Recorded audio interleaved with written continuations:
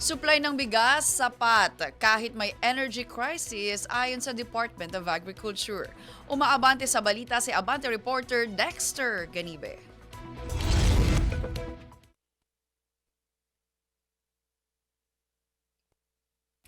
Dexter,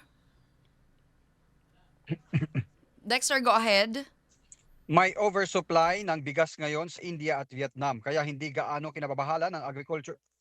Yes. May oversupply ng bigas ngayon sa India at Vietnam kaya hindi gaanong kinabahala ng Agriculture Department ang projection na hanggang 20% na pagbaba ng ani ng palay bilang epekto ng mataas na abono o pataba sa mga pananim. Paglilinaw ni Agriculture Secretary Francisco Tio Laurel na ang projection na 20% na pagbaba ng palay harvest ay kung walang gagawin ang kagawaran. Kaya isinusulong ni Laurel ang intervention ng kagawaran sa supply ng abono sa mga magpapalay. Isinusulong nito ang hanggang sa 20 billion pesos na dagdag pondo sa DA. As far as tayo naman is concerned, lahat ng warehouses natin sa NFA, halos puno pa lahat at medyo maganda yung harvest natin. I think if ever there will be a problem, it's not going to be this year. It might be next year.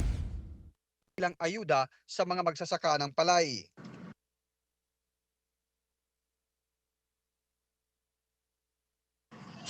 Ang bahagi ng pahayag ni Secretary Laurel. Sa report naman, sa report na nakarating sa kanya na sinasabing walang regular meal sa mga palengke, inutos na ni Laurel ang pag-inspeksyon ng Department of Agriculture para matiyak na available ang mga abot kayang commercial rice sa mga merkado. Ako si Dexter Ganibe, Abante.